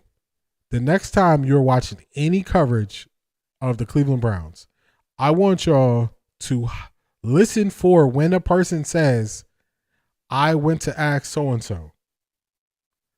I went to ask so-and-so, and that so-and-so could be NFL head coach. They're always going to say NFL when they say who they went to. Aditi, I went to NFL head coaches. Jason Lloyd, I went to NFL coaches. You're always going to hear them say that. Albert Breer, I went to NFL executives. Why are they saying that? They're saying that because they don't have the understanding of it. That's what it is. It exposes their lack of understanding. So, should I value what you have to say if you don't understand what you're speaking on? That's the question. That's the question you got to ask yourself when you're looking at these people. I put up a post on my TikTok and I said that Shedeur Sanders was pressured on 9 of 11 dropbacks. Do you know what a lot of people said? a lot of people said you're making excuses for Shedeur. Because I just put the stats of how often he was pressured. When you're pressured, what's the answer? If you were watching me live, I was saying this live. So I said live when the game was going on versus the Rams. I said, why are they not throwing any screen passes? Why are they not doing any quick game so they can throw off the defensive line? I saw it in real time that there was an issue there because there's an understanding there. Other people said, did I watch the game? People said, did I watch the game? I didn't even respond to them. It wasn't worth it. The Rams ran one defense. They ran a cover one, and they started off, it looked like a cover two shell. They ran a cover one, and they always had the safety defend the running back out the backfield. And as the ball was about to get snapped, he always took the running back. If the running back stayed in the block, which they didn't do it that often, he just chipped down and he was in the middle of the field to cloud up the field. So I asked somebody else another question. I said, what cover one beaters did Kevin Stefanski run? Kevin Stefanski didn't run a cover one beater, which is a cover one beater would be you're running mesh routes where you have like a tight end and a receiver going across the middle of the field because you want to get those guys running across the field because it's essentially the way they were doing it was man-to-man. So you want them in a chase position, the defenders, so then you could hit your receivers across. They keep going across the field. So this is an example of understanding. So y'all see, if you watch it live, I call this stuff out live, and I'm telling you, I'm showing you understanding. These people, they don't have the understanding there. They don't have it. So I just wanted to go through that and show y'all that it's some people that you could check off the list that if you're reporting something, maybe I can listen to it 30% of the time, but if you're giving analysis, I just got to put you at 0 and tune you out. So that's Aditi. Hopefully y'all see. Earlier in the year, I told y'all about Mary Kay. I told y'all about Tony Grossi. So every once in a while, probably once a month, I'm just going to let y'all know and tell y'all people or expose people for their true intentions and how they really feel. So let's keep this thing moving forward. Now we're going to get to Shedeur. This is Bigplay Cleveland. This is going to be Phil Taylor. He got drafted by the Cleveland Browns. He's a defensive tackle. This is Josh Cribbs. He was an everything player for the Cleveland Browns. He ran a bunch of kick returns back. He ran punt returns back. He came in and was running the Wildcat offense when that was a big thing. And then also they're going to have Hanford Dixon, who was a DB for the Cleveland Browns. So all these guys actually played for the Cleveland Browns. This is Joshua Cribbs' wife. She's going to ask a very specific question, and I just want y'all to listen to their answers because I'm here to show that Shedeur Sanders fans, Cleveland Browns fans who are excited about Shedeur, were not wrong in their assessment of how things went with Shedeur, and this is an example of why. Here we go. Feeling like he may have been sabotaged or mistreated to rest. The only reason I'm asking because y'all actually played the game. Y'all been there and done that. Do y'all feel like he got a fair shot this preseason? And could he have potentially beat Dillon Gabriel out of that number 1 spot, out of that number 2 spot, I'll take that one. I don't think he got a fair shot. I think everybody, including coaches, media, everybody he was kind of doomed from the start just because I felt like who his father was. Yeah. You know what I mean? And then that's another knock against him saying, he's only been coached by his dad. If anything, his dad showed him the right way and the only way and, how to work hard and do things as a pro. It should be a given you would want to draft this guy. But I felt like, owners and things like that, they didn't really like, Prime and, how flashy he was. So it kind of, put a, bad stain on, Shedeur. But I think Shedeur is one of the classiest guys out there. And, you know what I'm saying? Absolutely. And he's still a kid. And that's the thing. And it's, like I said, it's too much court of public opinion. You know what I mean? You got to let the guy play. I agree with you. So we're gonna listen to all of their responses, but that's the first one. Do y'all agree with Phil Taylor's assessment of the overall situation? Initially, he said Shedeur didn't get a fair shot. A lot of that was due to outside noise, not that much based on what Shedeur Sanders did. Do y'all agree or disagree with that? Put a 1 if you agree, 2 if you disagree. let's get to the next response to that question. And I'm gonna say it's a different caveat. He definitely didn't get the fair shot. Right. However, fifth rounders don't get fair shots. You're right. You're right. As a receiver, I didn't get a fair shot. Coaches weren't. Let me get your message, Dawn. I read it quickly, but I just want to read it for the podcast people. All right. So the plantation has a quota of black QBs in the league. Collective agreement with owners determine how and who will operate as starters. Shedeur comes with his own brand that goes against the grain. So you were highlighting something that I was going to say later, Dawn. You were highlighting something. What a lot of people are trying to do. We're going to get back to Josh Cribbs' response, but I just want to say this now because you just threw me the alley-oop. What a lot of people are trying to do is they are trying to say Shedeur Sanders' name with the likes of Johnny Manziel and Tim Tebow. It's because Shedeur Sanders is famous.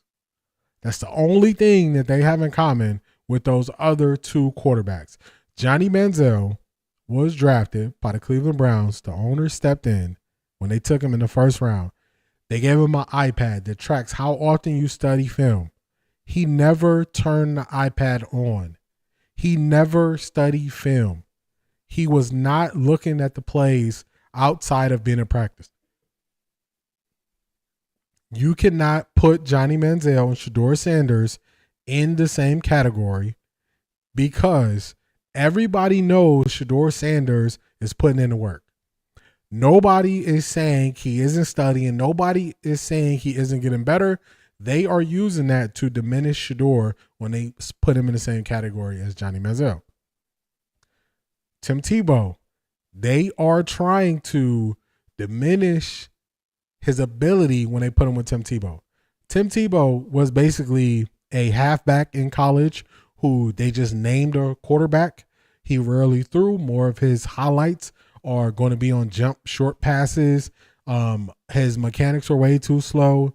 He never had a shot to be a long-standing NFL quarterback, especially based on his mechanics. He was extremely famous. Shedeur Sanders is a real prospect with real opportunity, with real skill. When they put him in that group with those two other guys, they are trying to diminish him because they all three were famous. That's what they are trying to do. And now that's something else. When y'all hear people throw him in and lump him in that group, that's why they're lumping him in that group. They're lumping them together. People don't put you in a box to say something good. Shout out to you, Dawn. Dawn, you have to think more. You have to think deeper as you view situations. When something is playing out in front of your face, the beauty of living longer, which I'll say for myself, is now I can go back and I can compare it to other situations and I can determine based on my life experience, what I've seen in the past, and I can come together and form how I view it. So there's nothing wrong with thinking deep. Thinking deep and questioning things is what helps you gain knowledge. It's that curiosity on if somebody is saying something that's good or bad, or if they're lying to you or whatever. So that was a great comment. They definitely are trying to diminish him by putting him in a box and group him in with quarterbacks who people saw right away would not last in the NFL. So shout out to you for that, Don.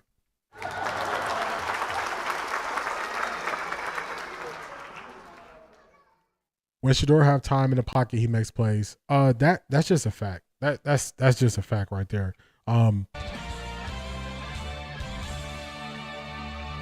That's just a fact, Beast. If you just look at what he did in game one versus what he did in the final preseason game, it's night and day difference. The only difference was he had an offensive line. They weren't great, but they were a lot better than the offensive line that was for the LA Rams. Shedeur Sanders did similar things versus Carolina with the running backwards and spinning and moving around. The difference was he was able to gain a rhythm in Carolina. He was never able to gain a rhythm with the LA Rams. So it's an easy thing to see. Let's get back to Josh Cribbs' answer. So far, Josh Cribbs has said, let me rewind it back a little bit. I don't want to paraphrase. We'll let him We'll let him speak his mind. Let's see where Phil Taylor finishes. This is going to be Phil Taylor finishing it up. How flashy he was, so it kind of put a bad stain on Shedeur. But I don't think. I think Shedeur is one of the classiest guys out there. And, you know what I'm saying? Really absolutely. When they called Shedeur a statue pre-draft, I was like, man, y'all never watch tape. Y'all don't know. And he's still a kid. And that's the thing. And it's like I said, it's too much court of public opinion. You know what I mean? You got to let the guy play. I agree with you. And I'm going to say it's a different caveat. He definitely didn't get the fair shot. Right. However, fifth rounders don't get fair shots. You're right. As a receiver, I didn't get a fair shot. Coaches weren't coaching to me. He's a fifth rounder that should not have been a fifth rounder, though. It's like, right. Are we He's serious a fifth here? rounder that didn't deserve to be. That didn't deserve to be. Right. We got it. However, coaches didn't coach me the same way they coach the guys that's going to start, that they know, the starting receivers. Right. I had to pick up and take notes for while they were talking to other people in the same room with me. I'm like, Coach, look at me, Coach, asking Coach a question, and he talking to everybody. He's not even addressing me. Right. It's not fair in the NFL. And I think Shedeur Sanders is capable of overcoming the fact that it wasn't fair. When he gets an opportunity with that first group, it will be different. Yeah. He will shine. Yeah. However, he has to just be ready for the opportunity when and if it comes. So that's Josh Cribbs, who actually, he's a Cleveland Browns legend. He just summed it up right there. He said it's not fair. They're not coaching to you. They're coaching to the guys who are going to start. Now, based on what he just said, let's compare that to what we saw with all this media coverage around the Cleveland Browns quarterback situation. Does anybody believe Shedeur had a fair shot, or was it a level playing field with Dillon Gabriel? The answer is no. I'll answer for y'all. I know y'all agree with that. The second one is they are preparing the guys who are going to start. So once they put you in, your third string, your fourth string, they know they're not coaching you the same way. And the problem was people saw it in real time. So then they had to go on a PR run. So if y'all notice, once rookie minicamp happened, after rookie minicamp and the Browns put out the clips and they saw the throws, we saw the throws from Dillon Gabriel. We saw the throws from Shedeur. My bad, I lost train of thought because I was thinking about Dillon Gabriel's interception. Once they put that out, we was like, man, Shedeur looked better. He didn't throw any interceptions. We saw it.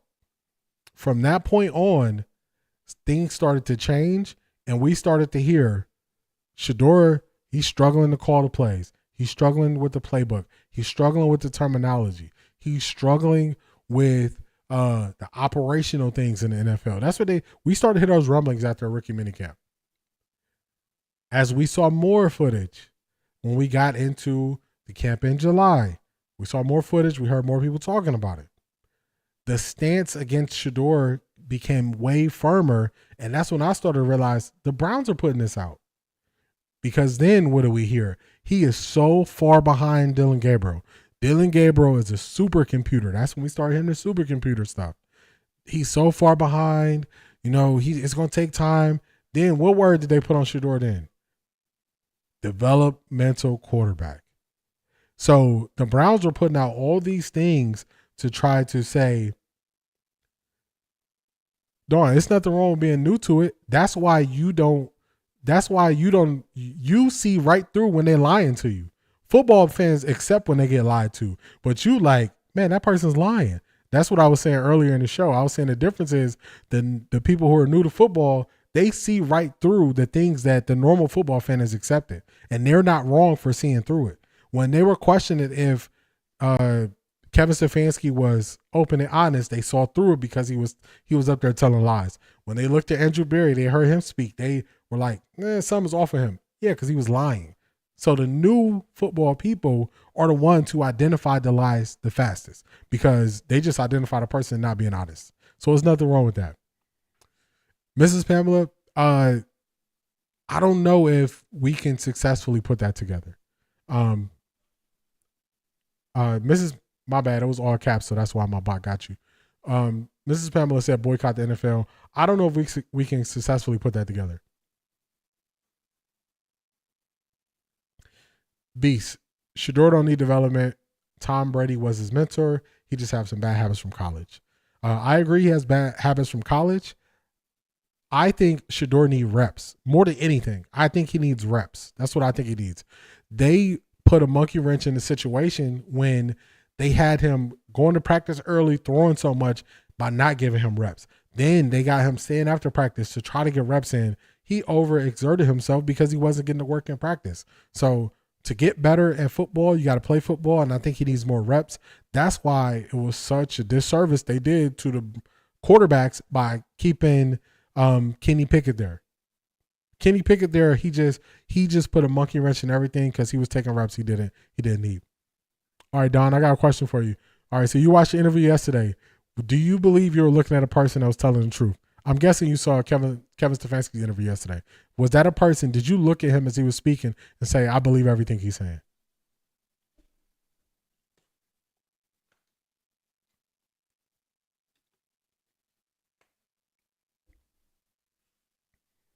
We're going to get to Dawn's answer when she responds. Let's see what Hanford Dixon says. Tillman is penciled in to be a starter. Yes, he is penciled in to be a starter. He's penciled in to be the number 2. He did have something up with his thumb, so he didn't play in the final preseason game. But he is definitely slated to be a starter. See, now, this is what the Browns are doing. Now the Browns are showing a little bit more because they know that they're not offering the same level of access. So now they just put out clips. I agree. He's going to look totally different. Once they get him in there with the ones, he's going to look different. That's just what it is. So, yeah, they are. See, there's 2 ways you can look at it, Ms. Pamela. Can't stand to watch them destroy Shedeur. If you hear what the end of what Josh Cribb said, he believes Shedeur Sanders has the willpower, has the wherewithal, has the ability to overcome the things that they are doing. And that's how I view Shedeur. I believe in Shedeur, and I think he can overcome a bad situation. That's what I think. I don't think they are capable of destroying Shedeur's confidence because he's overly confident. Look who his dad is. So I think they could slow down him getting on the field, but it's the Cleveland Browns.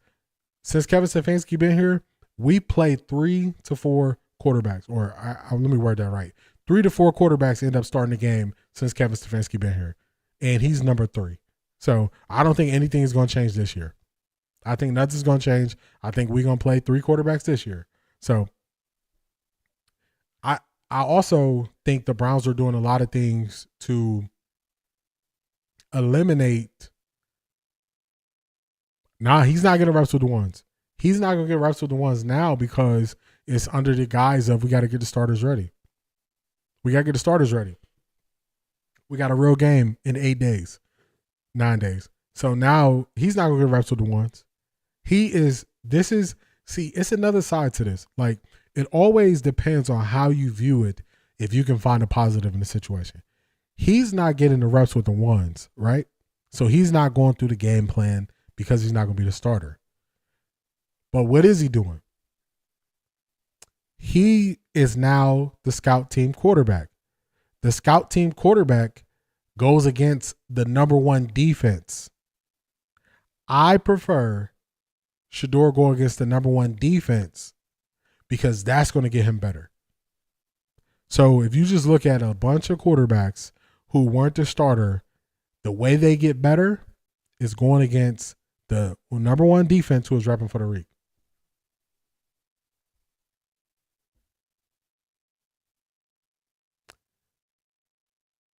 Let me go through some comments we have here. Dawn, his GPA, I agree, not ignorant. Anthony Jackson, noticed the receivers he worked with got better, not giving him reps, stalled the chemistry of the first and second team receivers. See, if he was going to be the starter, they never gave him starter reps, and then he had to go be the starter, I would say that, yes, they hurt the chemistry between them. But when they were going to start Joe Flacco, and they never had intentions of starting Shedeur, even though I believe in the long run Shedeur is better, it's going to work out because Joe Flacco's going to be the one throwing the ball. He's going to be the ones getting the reps. So that's why I'm saying, like, you can find we're basically playing a game. Find a negative or find a positive. So to me, I want Shedeur to get better. And if he's not going to get the reps with the first or second team, the best thing he can get is reps against the number one defense. That's how you get better. That's how you get the speed down. You're going against the Denzel Ward when you're throwing to the receivers. You got Myles Garrett rushing at you. So this is how he's going to get better. In the circumstances, it's not ideal. But in this situation he's in, the best spot to be in is the guy that's running the scout team, because you get all the reps against the better defense, which make you better. That's going to make you better. If you're the number 2 and you are outplaying the number 2 defense, you don't really get better. There you go. There you go. So, Dawn, I was waiting on you for that response. You were saying you saw deception when you watched the interview, and it's true. And that's something that's baked into the NFL that new people to the NFL are saying, man, this ain't right. I don't believe these people. Miss Pamela, has Shedeur ever thrown the ball to Judy? I don't believe so. But remember how I'm looking at it. I think I want Shedeur to get better the best way he can in the circumstances that he's in. And I have no doubt that if Shedeur went through a week of starter prep, I got no doubts that he'll be able to find Judy. He'll be able to find Harold Fannin. He'll be able to find David Njoku. He'll be able to find the receivers. Because I believe in Shedeur. So it's not ideal, but on that side of it, I think he'll be fine. Where Shedeur needs to work is not drifting back, not knowing when the play is over, and going against the number 1 defense. That's how he's going to get better at those things. You get better at those things by understanding this is my internal clock. This is how long I got when I drop back. This is how long I have to scan the field. When I identify this is the defense, this is where I got to go with the ball. So that's how he'll get better in this situation. So I got belief in Shedeur. It's not the best situation, but diamonds don't come from beautiful grass. Where do they find diamonds at? They find diamonds in the dirt. They find diamonds in the dirt of countries that don't got the GDP of the United States. So Shedeur's the diamond, and he's going to come out through the dirt, and he's going to make this thing go. I'm not worried about it. Gage trained with Shedeur and moved up and made the 53 roster. That's a fact. Boog, I would say he's a Sanders family friend. He is I believe he's a founder member of Young Money, Young Money, their agent group. And he is the one who told Shedeur, hey, link up with Gage. He's from South Carolina. I need y'all to work together. I was happy to see Gage make the team. I actually think that depending on what happens in the future, Gage could take over the kick and punt return duties, and they might be able to get rid of DeAndre Carter, and Gage could take that spot. So I think that was good for them to get that timing down. I think that was one of the things that also people question. Like, if Shedeur wins the Super Bowl for Cleveland, he will go down as the greatest Cleveland athlete to ever live, even only with one Super Bowl. Cleveland is so starved for a Super Bowl that it will be bigger than the parade in 2016 when the Cavs won. I went to that parade. They said it was about 1.2 million people there. They didn't even have barricades up. It'll be bigger than that.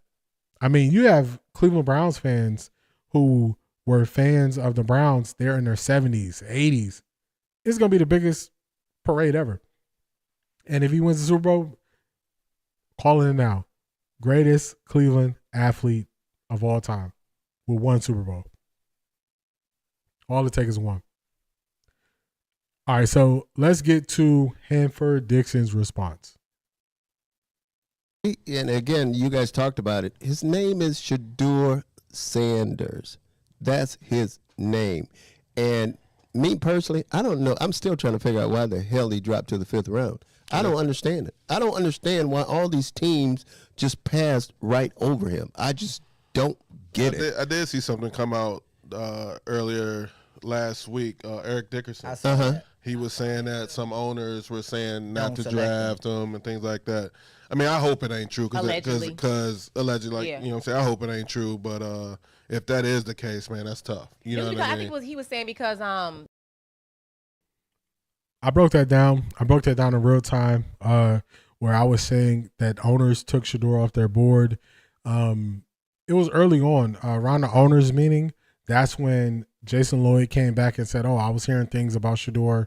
I remember Todd McShay was talking about the Saints took him off the board, Giants took him off the board, and then Boomer Esiason was saying he knows of 3 teams that took him off the board. So there is some credence to Shedeur being taken off the board from a decent amount of teams. So he was taken off. We heard their responses. They played for the Browns. You heard Josh Cribb saying, hey, Shedeur, he can turn this around. He's good enough. He can do this. And I believe in Shedeur as well. So this is our second to last clip. There's a new show. It's on Gil's Arena. It's going to have Skip Bayless, Aqib Talib. It's going to have Jay Gruden. Sometimes Gilbert is going to be on there. This is their first episode. They're going to speak on Shedeur. And this is just to highlight how people who have worked in the NFL always go back to the same talking points. Let's go. Tom Brady, after he beat out Alabama in the Orange Bowl. 6'5", 180 pounds coming out. What do you really do? 6'5". I mean, you can't. Yeah, but he saw his combine. Yeah. Ain't no way anybody could predict that. Did you go put the tape in of Alabama, Michigan against Alabama in the Orange Bowl, and tell me what you saw? I saw Tom Brady. I did. Same exact Tom Brady of now. That's who played in that game. Yeah, he was. You saw him at the combine. His shorts are too big. He looked like well, he couldn't even. Ain't no way anybody can sit here and say I'm taking that guy at number 1. Yeah, you couldn't even win the job. 6 Super Bowls. Ain't no way. He was a part-time starter at Michigan. He was battling. We say Joe Montana was in the 3rd. We say that all the time. I mean, Purdy is 7th last pick in the draft. It happens. Man, so go win a job. It was bigger than ball, man. Kirk Cousins was 4th. It was bigger than football. And even with his personality. There's no exact science evaluating quarterbacks. But I do know this. 32 GMs and 32 NFL coaches, if they think he is going to be the next Tom Brady, they ain't passing off. They're just passing on over. And they're all them guys. So you see how quick guys who worked in the NFL, how they go back to the same thing. I called this a lot for months. It's not true. They will pass up on guys. Once you start to name all the guys they missed out on, then they say, oh, it's not a direct science. Okay. So how did Brock Purdy end up being the best starter from his draft class, and he was the last one taken? If they knew that Purdy was going to be that, he would have got drafted in the 1st round. He would have been the first quarterback taken. So they don't have a good science for it, and they go back to things that are outdated with how they view it. They talked about a game that Tom Brady had versus Alabama, and he talked about how Tom Brady looked at the combine. Which one is more important? Because that was another thing they tried to say was messed up with Shedeur. Oh, he didn't participate at the combine. That combine don't mean nothing towards how you're going to perform on the field. So this is the old way of thinking. So let's see what you got for us, Anthony. Shedeur is bringing light to the public about tactics that the NFL uses to control narratives. Man. Anthony, I'm not sure how long you've been in the stream, but that was something I was highlighting earlier, that's why the new Shedeur is bringing, I said this a while ago, Shedeur is bringing in a group of fans who are not NFL fans. They don't sit and watch all the NFL games on Sunday. They watch when Shedeur plays. That's all they watch. They only hear from Shedeur. And that group of people are like, y'all accept this in the NFL? And that ties into what you said. The NFL controls the narrative through reporters, through national newsbreakers. It's all tied in together. It's all baked in the cake, as I was saying earlier. And new people to NFL are like, this don't even make sense. They're like, how do y'all accept these people lying to you? And that's why your comment is so good, because they are exposing that there's a lot of people who cover the NFL who are part of this nucleus of NFL coverage that are going to be eliminated. And That's what it's exposing. Like, I think the beat reporter job is over. I think in 5 years, teams will not have beat reporters. I think they're going to switch to a motto, and it's very similar to when you listen to a earnings call from a company. What they do is they have the shareholders put in questions, and those are the questions that they answer. And usually those are the best questions. I wouldn't be surprised if when they do their press conferences during the week, I wouldn't be surprised if they use a system to have people submit questions, and whichever questions came the most, those would be the questions that they responded to. And that would eliminate the beat reporter. The beat reporter is only there to repeat information because they were put in place when there was a delay in how fast we got information. Now that there's not really a delay in how fast we get information, the beat reporter is obsolete. And that goes to what you said, Anthony, that these are just tools that they use to control the narrative. That's why Mary Kay can go out there and say the Browns are going to carry 4 quarterbacks. That's why Adam Schefter can say the Browns are going to carry 4 quarterbacks, because the Browns fed them that information only to not carry 4 quarterbacks. So it's just, they're exposing how this thing goes. And it's going to get to a point where change is going to be forced, because there's going to be too many new people who say, why did y'all ever accept this? That's when change happens. People forced to change. Let's see if we got any more for this. Todd McShay. I mean, I'm just saying, all those guys had him as the number 1 guy. Then you fall to the 5th round. That's not a coincidence. That's a cahoot. I think going into his senior year, there was talk about him being the number 1 guy. He showed flashes at Jackson State and Colorado, bring Colorado back up. And his senior year, or last year at Colorado, he was going to put on a great clinic. And he did, though. No, he did. He put up 40. How many took 65 sacks? I mean, he threw 40-something touchdowns. He was 10 for 40 against BYU. That's one game. There's other. Let's look at the good teams that he played against. He damn near could have been in the Heisman race with Travis. He wasn't. But he wasn't, yeah. He could have been, no. I mean, he could have been. Why? Because he wasn't. He didn't have that good of a year. He led the nation in completion percentage. This is when they want to rewrite history. Shedeur was, I believe he was 8th in Heisman voting. This is when they try to rewrite history, and they always go to the same tropes. I think he's going to say a couple more, and then we're going to shoot him down. Like, come on, man. How many bubble screens threw to Travis Hunter? 48. Yeah. Okay? 48 bubble screens. I can complete 47 of those. Well, it's already written. Right? They always go to the same thing. He completed so many passes at or around the line of scrimmage. Okay. Why did he do that? Because they had no running game because their offensive line couldn't block. So an extension of their running game was bubble screens. But once you look at the numbers, it was not 48% of his passes. That's going to be a L for you, Jay. Jay also says, man, I don't believe these owners will come together and do something like this to a player if they believe the player can help. Have y'all ever heard the term cognitive dissonance? And the reason why I'm bringing that up with Jay is because, do y'all know who his brother is? His brother's John Gruden. Do you know what he's currently doing? He's currently suing the NFL for targeting him while he was the head coach of the Raiders and leaking things that were bad to get him fired. The NFL colluded to not give quarterbacks guaranteed contracts. It was proven. The NFLPA dropped the ball on that. The NFL colluded against Colin Kaepernick. It was proven with the settlement that they paid him out. The NFL, we don't have the evidence of it, but we can see it. The NFL colluded against Lamar Jackson when he was a restricted free agent, and quarterback needy teams didn't even call him to speak to him. The same quarterback needy teams who were going after Deshaun Watson with all the baggage that he came with. So just saying the NFL wouldn't do this is disregarding the history of things that they've done. So that's going to be another L. This is a new show. They're going to be on 3 times a week. They might give us some good clips here and there. I'm not going to show them every week, but you know, if they're talking about something that makes sense to what we're speaking on, we might bring them up. That's on Gil's Arena. That's a new show that he put out. Last thing we're going to get to. We're going to get to the Cleveland Browns. We're going to look ahead to the Cleveland Browns and their Week 1 matchup against the Cincinnati Bengals. The Cleveland Browns, in their last 8 games, when Cincinnati Bengals had Joe Burrow as a starter, the Cleveland Browns are 5-3 against the Cincinnati Bengals. The reason why they do so well against the Cincinnati Bengals is their offensive line.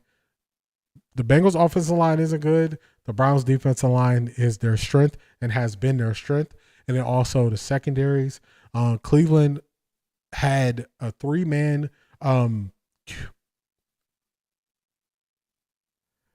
Thank you so much, Don. I appreciate it.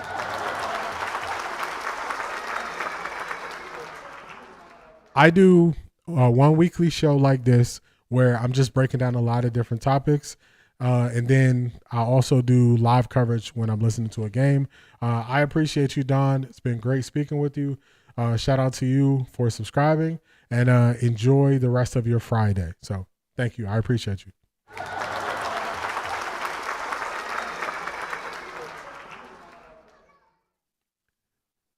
So the Cleveland Browns had 3 legit cornerbacks who could defend the 3 receivers that Cincinnati was throwing out there. We were uniquely designed to do that because we could put Martin Emerson on T. Higgins. We can put Denzel Ward on Jamar Chase. And then I forgot the slot receiver, but we could put Greg Newsome on him. And that's how we were able to have some good games against him. So going into this matchup, I started looking at some Cincinnati Bengals things. There are still question marks around their offensive line. They believe that the Bengals haven't done the most to protect Joe Burrow. So I think that bodes well for the Cleveland Browns moving forward. I think that the Cincinnati Bengals should run the ball a little bit more for them to have success. But, hey, don't run the ball. Keep dropping back trying to throw it and deal with Myles Garrett and our upgraded defensive line and what we'll be able to throw at you. I have to check. I'll check closer to the game and see who is favored. But if the Cincinnati Bengals offensive line isn't improved by a lot, I think the Browns have a good chance of wrecking this game with our defense. And if we keep this thing low scoring, we can't let them put up the number of points they were putting up last year. Joe Burrow should have been in the MVP conversation last year. He wasn't. I think he had the best year of a quarterback last year. I'm throwing it out there. So we're going to see. But just wanted to look ahead a little bit to that matchup in Week 1 with the Cleveland Browns and the Cincinnati Bengals. So I believe the Browns will do well there. Like, comment, and subscribe. This is Eliminate the Gray with OffThaRecordDee. I do longer podcasts, so I usually at least go for an hour and a half. This one's coming up on that 2-hour mark. I'll get some timestamps in, so if you go back and you watch my live streams or you want to go back to a certain point, I'll put the timestamps in there just for people. Once it's long like this, you want to get those timestamps. Also, you can find me anywhere you listen to podcasts. It is Eliminate the Gray with OffThaRecordDee. If you search either one of those things, you can listen to me on Apple, Spotify, or wherever you get your podcast. I'll have the podcast up about 2:30 today on Apple, Spotify, all those things. I'll get it released tomorrow morning on YouTube. So even if you got YouTube music, you can listen to the podcast version like in the background because it is longer. So I appreciate everybody for tapping in. I appreciate everybody for being here. I appreciate the engagement. I appreciate the questions, the comments. I appreciate everybody who is liking and subscribing. Shout out to y'all. It's been a great one. I will see y'all tomorrow for Texas versus Ohio State. We'll be doing a watch party, and I'll be giving you my analysis of that big game. We'll also get to see what Arch Manning is because we don't know. So I appreciate y'all. It's been great. Catch y'all in the next one. It's been real. Peace.